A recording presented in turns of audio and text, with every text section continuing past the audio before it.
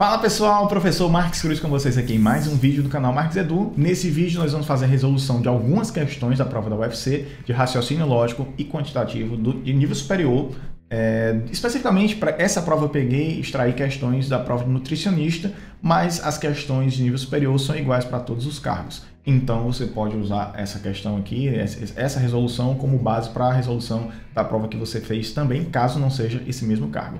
Então, pessoal, nós vamos fazer a resolução aqui de algumas questões, lembrando que eu vou trazer outros vídeos até finalizar toda a prova para não ficar um vídeo único longo, tá? Então vamos aqui.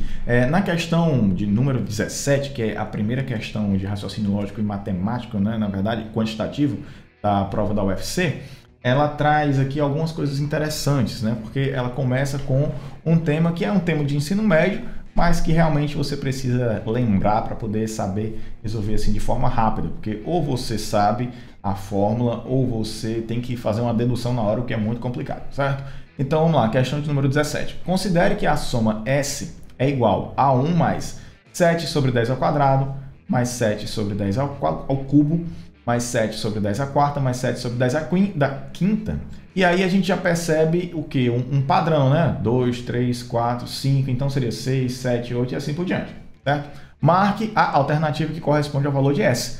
Ou seja, ele quer que a gente realize essa soma. Essa soma ela é dividida em duas partes. A gente tem um termo, que é um termo independente aqui, e depois a gente tem um termo que vai mudando aqui de uma forma que a gente consegue ver um padrão. Como esse termo que vai mudando conforme um padrão, ele tem uma forma de progressão através que a gente já consegue bater o olho aqui, né? Para quem já está treinado, né? Através de uma multiplicação, não é de uma soma, ou seja, o termo não vai incrementando, ele vai sendo multiplicado ou dividido por outro, né? Ou multiplicado, a gente pode entender assim.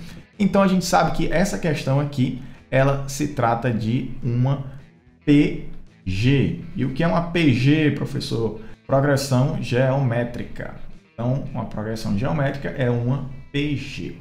E essa progressão ela tem algumas características interessantes, né? Como eu falei a vocês, a gente tem uma divisão, essa parte aqui e essa outra aqui, que é uma PG. Então, a gente vai trabalhar separadamente, lembrando que essa soma ela vai ser igual ao termo 1 mais a soma, vou botar aqui assim, soma da PG. Então, ela vai ser 1 mais a soma da PG. E essa PG, ela ainda tem uma característica bem interessante. Perceba que o número 7, ele está se repetindo aqui em cima, né? Então, a gente pode entender que a PG, de fato, seria 1 sobre 10 ao quadrado, mais 1 sobre 10 ao cubo, mais 1 sobre 10 à quarta e assim por diante. Então, a gente poderia dizer que aqui a gente tem um 7 vezes essa PG. Se você não quiser fazer assim também, não tem problema nenhum, mas tá no mesmo. Então, eu vou fazer assim, ó. E eu vou dizer que essa soma da PG é isso aqui, soma da PG.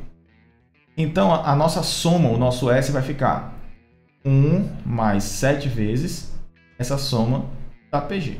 Pronto. Para a gente fazer uma soma da PG, a gente tem que identificar primeiramente qual é o tipo dessa PG. Por quê? Porque a gente tem a PG que tem uma razão.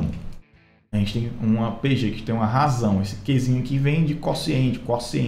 Tem a razão maior do que 1 ou uma razão menor do que 1. Se a razão fosse maior do que 1 e a gente estivesse falando aqui de soma de termos infinitos, eu sei que o meu resultado seria infinito. Não é o caso. Nesse caso aqui, percebam que aqui é 1 sobre 10 ao quadrado, depois 1 sobre 10 ao cubo, depois 1 sobre 10 à quarta. Ou seja, essa PG tem uma razão menor do que 1. Certo? Então, se ela tem uma razão menor do que 1, a primeira coisa que a gente tem que fazer é descobrir quem é essa razão, né? Descobrir quem é o quê. Como é que a gente descobre quem é a razão da PG?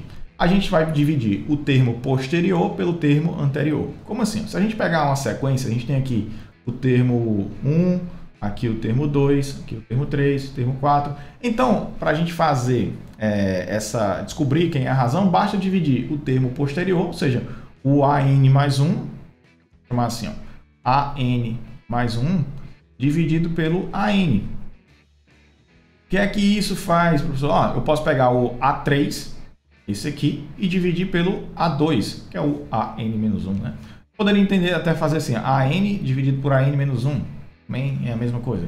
Enfim, vai ficar 7 sobre 10 ao cubo, dividido por 7 dividido por 10 ao quadrado. E perceba que aqui eu coloquei o 7, mas nem precisava, né? Porque como eu falei, a gente pode considerar que a PG é só isso aqui, então poderia ser 1. Mas como vai dividir um pelo outro, não vai fazer diferença. Então Q vai ser igual 7 dividido por 10 ao cubo, que é 1000, vezes o inverso da segunda, que vai ser 10 ao quadrado é 100, vai ficar 100 em cima, dividido por 7. E aí nós vamos cortar, como eu falei, o 7 com 7, cortar esses dois zeros aqui com dois zeros aqui, vai ficar que a nossa razão é 1 sobre 10. Pronto. Então agora, o que é que nós vamos fazer? Como eu estou explicando, e assim, é bom que você veja essa resolução, porque não só pela resposta da questão, mas que você aprenda uma coisa adicional também, eu vou explicar como é que a gente faz a soma de uma PG. Certo? Eu vou chamar S' só para não confundir com esse S que a questão deu, mas normalmente chama só de S, né? Ou Sn, a soma de N termos de uma PG. Então, esse Sn ele é igual ao termo A1 vezes o Q elevado a N menos 1 dividido por Q menos 1. Isso aqui é a soma dos termos, dos termos gerais de uma PG. Então, sempre que você quiser somar os termos de uma PG, você vai usar isso aqui. Só que perceba que nesse caso específico da gente, nós temos aqui uma PG infinita, ou seja, tem infinitos termos. O que significa dizer que essa PG é infinita? Que esse N aqui, ele vai tender ao infinito. E se a gente pensar, um número menor do que 1? Se eu começo a elevar ao quadrado, ao cubo, o que é que vai acontecer com esse número? Ele vai cada vez diminuindo mais. Ou seja, quando ele tende ao infinito, isso aqui vai tender a zero. Ou seja, se isso aqui tende a zero, a gente vai ficar aqui, o nosso Sn é igual a A1 vezes menos 1, porque isso aqui virou zero, dividido por Q menos 1. E veja uma coisa agora, esse menos 1 faz com que a gente inverta essa ordem aqui de baixo. Vai ficar assim, o Sn é igual a A1 dividido por 1 menos Q. E essa formulazinha aqui é a fórmula da soma de uma PG com termos, uma PG infinita com razão menor do que 1. Então agora é simplesmente aplicar. Esse Sn aqui é esse S que eu chamei aqui, S da PG. Então vai ficar assim, esse S da PG que eu coloquei aqui com 7 na frente. Cadê? Isso aqui, esse S da PG. Então, o nosso S, soma, a questão está dando, S vai ser igual a 1 mais 7 vezes, 7 vezes, quem é o meu A1? Meu A1 é 1 sobre 10 ao quadrado. Então, vou fazer 1 sobre 10 ao quadrado. Dividido por 1 menos Q. E o nosso Q vale 1 sobre 10, né? Que a gente definiu aqui, que é 1 sobre 10. Então, menos 1 sobre 10. Como é que a gente faz agora? S vai ser igual a 1 mais 7 vezes 1 sobre 10 ao quadrado. Como é que fica essa operação aqui de baixo? Essa operação aqui é 1 menos 1 sobre 10. Sempre que a gente tiver uma subtração como essa aqui, envolvendo fração, a gente pode pegar só assim, eu tenho que aqui o nosso numerador é 1, o denominador é 10. Então, se o denominador é 10, eu sei, se eu tenho um 1 do outro lado, eu vou fazer assim, 10 sobre 10, porque 10 sobre 10 é 1. Então, eu vou fazer 10 sobre 10 menos 1 sobre 10. Isso aqui dá 9 sobre 10. Então, eu sei que isso aqui é 9 sobre 10. Isso aqui é 9 sobre 10. Então, esse dividido por 9 sobre 10 vai ficar o quê? 10 sobre 9. E agora, o que é que nós fazemos? Aqui eu tenho 100 e aqui em cima eu tenho 10. Vou cortar esse 10 com esse 2 aqui, né? Vai ficar o 1 desse expoente com o 2 aqui, vai sobrar 1 embaixo. Então, a gente chegou aqui que a nossa soma, 1 mais 7 sobre 90. Mais uma vez, eu vou usar essa mesma técnicazinha aqui. Então, aqui eu vou dizer que é 90 sobre 90, onde tem 1. É a mesma coisa de 90 sobre 90, porque 90 dividido por 90 é 1. Então, a nossa soma vai ser 90 mais 7, 97, dividido por 90. Então, nós chegamos aqui, a nossa resposta, letra B, é a alternativa correta. Então, espero que você tenha acertado essa e vamos para a próxima questão. Bem, pessoal, agora vamos à segunda questão, a questão de número 18, a questão da prova. E é uma questão bem interessante, eu gostei dessa questão. Uma floricultura possui cravos e tulipas. sendo que há 5 cores distintas de cravos e 6 cores distintas de tulipas. Então, vamos lá. Nós temos cravos e tulipas. Nós temos 5 cores de cravos, 6 cores de tulipas. Beleza. Dentre elas, cravos vermelhos e tulipas brancas. Cravos. A gente sabe que uma das cores dos cravos, dessas 5, é vermelho. E aqui a gente sabe que tem entre as cores das tulipas brancas. Vamos organizando aqui as informações.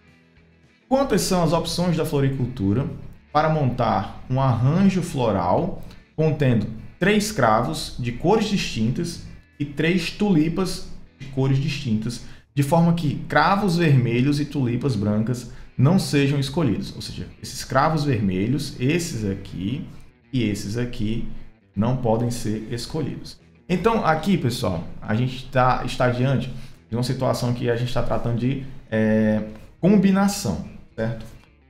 Apesar de ter o nome aqui, arranjo, né, que é um arranjo floral. Então, para quem não está muito antenado, talvez isso aqui gere aí uma confusão na sua cabeça e você faça aí o arranjo e não combinação, certo? Só que o arranjo, ele leva em conta a ordem dos elementos. E aqui ele não fala sobre ordem, né? Então a gente vai tratar de combinação. Então nós temos que a combinação é determinada por essa formulazinha aqui, ó. N fatorial dividido por P fatorial vezes N menos P fatorial. Pronto, pessoal. Então agora o que é que nós vamos fazer? Vamos fazer exatamente o que a questão está pedindo. Quantas são as opções de floricultura para montar um arranjo floral constituído de 3 cravos, cores distintas, 3 tulipas de cores distintas, de forma que cravos vermelhos e tulipas brancas não sejam escolhidos? Ou seja, perceba que aqui a gente tem 5 opções, porém a opção vermelho cai fora. Aqui temos 6 cores, porém o branco cai fora. Então a gente vai aplicar essa fórmula aqui a isso aqui que a questão está pedindo. Perceba que ele fala 3 e 3. Então, aqui são 5 cores, menos 1, 4 cores na prática, né? Aqui são 6 cores, menos 1 que é o branco, 5 cores na prática. Então, isso aqui é o nosso N, tanto aqui quanto aqui. E o P são essas 3, né? Que é de quanto eles vão ser agrupados, de quantos grupos, né? De quantos elementos. Então, vai ficar assim, ó. A gente tem que, eu vou chamar isso aqui de C1. O C1 vai ser igual ao N fatorial, que no caso o N desse aqui é 4 fatorial, dividido pelo P fatorial, que no caso aqui é 3 fatorial, dividido por N menos P, ou seja, 4 menos 3 fatorial. Do outro lado, aqui das 5 cores, né, da tulipa, nós vamos ter o nosso C2, e o nosso C2 vai ser 5 fatorial, dividido por o nosso P seria 3, né? 3 fatorial. E aqui a gente vai ter 5 menos 3 fatorial. Pronto. Como a gente quer saber quantas possibilidades são, essas possibilidades vai ser igual ao C1 vezes o C2. Então, vai ser o seguinte. A gente vai ter 4 fatorial, é a mesma coisa de 4 vezes 3 fatorial. E aqui embaixo vai ficar 3 fatorial. E aqui 4 menos 3 é 1. 1 fatorial é 1, não vou colocar. Vezes 5 fatorial. 5 é a mesma coisa de 5 vezes 4 vezes 3 fatorial. Por que eu estou parando no 3? Justamente porque tem um 3 fatorial aqui embaixo e eu quero cancelar isso, né? Então vamos aqui, vai ficar um 3 fatorial vezes 5 menos 3, 2 fatorial. Então vamos lá, agora vamos fazer aqui os cancelamentos, os Fruit Ninja, cortamos esse com esse com esse. O que mais que a gente pode fazer aqui? A gente sabe que o 2 fatorial é 2 vezes 1, que é 2, né? Então, vamos seguindo aqui. Como é que vai ficar? P vai ser igual a 4 vezes 5 vezes 4 dividido por 2. Então, a gente pode fazer assim, 2 com 4, dá um 2 aqui em cima, vai 4 vezes 5, 20, vezes 2, 40. Então, de rombo, 40, letra A é a alternativa correta. Espero que você tenha gostado, né, dessa forma. Se tiver uma forma mais simples que você achar, pode deixar aqui nos comentários também. E se você está gostando desse vídeo, não esquece de deixar o seu comentário. Por quê? Porque ele é muito importante para a gente fortalecer o canal. Se você ainda não é inscrito, se inscreva agora no canal. Por quê? Porque já vem mais vídeo. E você se inscrevendo, clicando no sininho, ativando as notificações, você vai receber tudo em primeiríssima mão. Então, vamos agora à questão 19, né, que é a terceira questão desse vídeo. E agora vamos à questão de número 19, como eu estava falando, a terceira questão desse vídeo. Essa questão, ela envolve matrizes, certo? A questão 19. E vamos lendo aqui, né, para a gente poder entender o que é que ela pede. Considere a matriz A, que é A e J formado em uma matriz 4x4, com IJ pertencente a 1, 2, 3, 4, onde A e J, ou seja, quando tiver o IJ é I mais J, para I maior do que J. E A e J é igual a 0 para os demais casos. Ó, qual será o menor valor de n, tal que A elevado a n, ou seja, essa matriz elevada a n, seja a matriz nula? Então, a primeira coisa que a gente tem que entender, ele não deu a matriz diretamente, ele deu uma regra de formação da matriz. Então, a gente vai ter que montar a matriz. Depois de montar essa matriz, a gente vai identificar que tipo de matriz é essa. E depois de identificar esse tipo de matriz, ele pede para a gente elevar essa matriz a uma potência, ou seja, fazer uma multiplicação de matrizes. Mas perceba que essa é uma matriz 4x4. E aí, a gente tem uma matriz 4x4 e ele pede para eu descobrir qual é a ordem que vai fazer com que essa matriz seja uma matriz nula, ou seja, que ela tenha todos os elementos iguais a 0. Então, essa questão pode ser uma questão muito fácil ou muito difícil, dependendo do seu grau de conhecimento de matrizes. Se você tiver o conhecimento mais básico, você consegue resolver, porém pode pegar, arregaçar a manga aí e começar a fazer multiplicação e soma. Mas eu vou mostrar nessa questão, vou mostrar uma forma a vocês, e quando você pegar uma questão como essa, vocês vão ver que não vai dar muito trabalho, mas você tem que ter um conhecimentozinho específico para esse tipo específico de questão. Ou seja, ela explorou uma coisa, um ponto específico, assim, bem, não é uma coisa que é muito difundida sobre matrizes, não é o básico, é um conhecimentozinho, sabendo ele, você vai logo em cima. Então vamos lá, considere a matriz A, vamos entender o que é que ele está dizendo. Quando a gente tem uma matriz, a gente vai formar uma matriz, a gente tem assim, ó, o termo 1, esse primeiro termo aqui que vai ficar nessa coluna 1, linha 1, é o termo 1, 1. Então, nós vamos ter que esse primeiro termo aqui, ele se remete à linha e o segundo aqui à coluna, certo? Então, ó, a gente vai ter que nessa primeira linha, vai ser todo mundo A11, A12, A13 e assim por diante. Então, vai ser assim, ó, A12, A13, A14. Por que eu estou fazendo até o 4? Porque a questão diz que é uma matriz 4x4. E descendo, como é que vai ficar? Ó, A2, perceba agora que a linha 2, coluna 1, A21, A22, A23, A24, aqui A31, A32, A33, A34. E aqui embaixo, A41, A42, A43, A44. Pronto. Finalizamos aqui essa parte. Só que essa partezinha aqui é só escrita da matriz. Até agora a gente não fez nada. A matriz, de fato, vai ser usando o quê? As regras que foram colocadas aqui pra gente. Ó, como é que fica isso? Percebe que ele fala, ó, A e J é I mais J para I maior do que J. Então, o nosso I, o termo é assim, ó, A e J. Então, o nosso I é esse primeiro aqui e o J é o segundo. Então, onde é que a gente está tendo aqui o I maior do que o J? O I maior do que o J...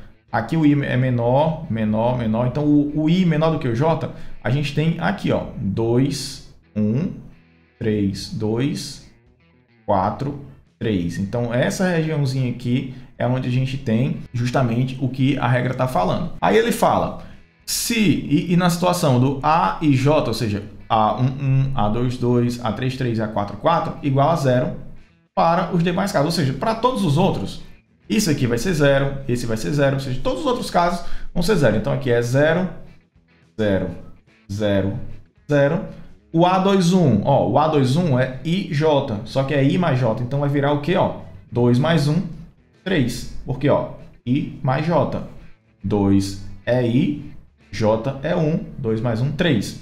Aqui embaixo, ó, aqui a gente vai ter que o A22, ó, o I igual a J, 0. E o resto também é 0. Aqui embaixo vai ficar A31, A31, 3 mais 1, 4. A32, 3 mais 2, 5. E aqui, 3, 3, 0, aqui também é 0. A41, 5. A42, aqui é um 6. A43, 4 mais 3, 7. E aqui um 0 de novo. E aí nós fechamos aqui a primeira matriz. A pergunta dessa questão, isso aqui é a matriz A, certo? Matriz A. A pergunta é, qual deve ser o expoente para que a gente pegue essa matriz, multiplique por ela mesma. Quantas vezes a gente vai fazer essa multiplicação para que a gente chegue em uma matriz que seja 0, 0. Ou seja, uma matriz que seja todos os termos, uma matriz nula, né? Todos os termos 0, 0. Então, você pode fazer o quê? Tem uma forma difícil, que como eu falei, é abraçar, você tem que arregaçar a manga, sair multiplicando essa matriz por ela mesma. Então, você vai multiplicar linha por coluna. Então, a linha 1 pela coluna 1 vai ser o termo A11. Perceba que tem 16, né? Tem 16 termos nessa matriz. E você teria que fazer isso para cada elemento, você teria que fazer 4 multiplicações e depois somar. Ou seja, para você fazer uma vez o A, só o A ao quadrado, você já tem que fazer 4, ou seja, 16 multiplicações. Enfim, né? Enfim, ia dar 64 multiplicações com mais várias somas. E você teria que fazer isso até você encontrar para saber se seria 2, 3, 4 ou 5. Só que, quando a gente tem uma matriz como essa, perceba que a gente tem aqui assim, ó, essa matriz, ela é uma matriz especial, certo? A gente tem aqui em cima, ó, vários zeros, e aqui embaixo a gente tem os números que de fato são algarismos significativos. Então, né, que são diferentes de zero, a gente tem aqui, ó, 3, 4, 5, 6, 7. Como ela tem a parte de cima dela aqui é toda nula, só elemento nulo, a gente vai dizer que essa matriz é uma matriz triangular, ó, porque ela forma aqui um triângulo mesmo, geometricamente falando. Você olha aqui, você vê um triângulo. E como os termos estão aqui na parte de baixo, a gente vai dizer que é uma matriz triangular inferior. Se a gente fosse calcular o determinante aqui, já daria 0, porque a diagonal principal é 0, então facinho, a questão nem ia pedir isso. Mas, o que é importante para cá? Se a gente quiser saber quem é esse n aqui, você poderia fazer multiplicando, né, várias vezes a matriz, ou olhando uma regrinha que já existe para esse tipo de matriz, que para ela se tornar 0, você tem que fazer isso exatamente igual à ordem da matriz. Não é uma matriz 4 por 4? Então esse n aqui tem que ser igual a 4. Então se eu multiplicar o A pelo A, eu vou diminuir uma linhazinha. Vou tirar um aqui. Aí depois eu vou diminuindo. Quando eu fizer a quarta vez, vou ter aí uma matriz nula. Então a resposta aqui é 4. Certo, pessoal? Então, resposta letra C. Se você quiser fazer, né? Se alguém fez pela bruta força, comenta aqui, deixa no comentário se você não conhecia essa regrinha aqui, porque realmente ela faz toda a diferença numa questão como essa, especialmente falando de concurso, né? Que o tempo é muito importante. Bem, pessoal, hoje pela manhã, quando eu estava fazendo a edição do vídeo que eu gravei à noite, eu vi que saiu o gabarito preliminar justamente dessa questão que a gente está resolvendo agora, a questão 19. E aí, no gabarito, ele diz que a resposta é 3 e não 4, como eu até mostrei aqui no vídeo para vocês.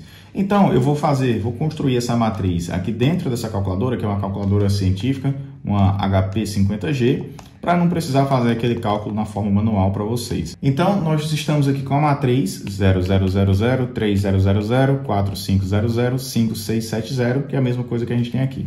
E o que é que eu vou fazer agora? Eu vou pegar essa matriz e vou elevá-la ao quadrado para vocês verem o que é que acontece. Então, eu vou pegar essa matriz, vou pegar a minha resposta, que é essa matriz, e vou elevá-la ao quadrado. Pronto. Então, quando a gente eleva ao quadrado, perceba que ela baixou uma linha, né? Porque ela era assim, ó, 3, e agora o 0, ele está a partir da segunda linha. Eu vou pegar agora a mesma matriz lá em cima, essa aqui, e vou elevar ao cubo. Elevar ao cubo. E perceba que a gente só tem um elemento, mas essa matriz aqui ainda não é nula.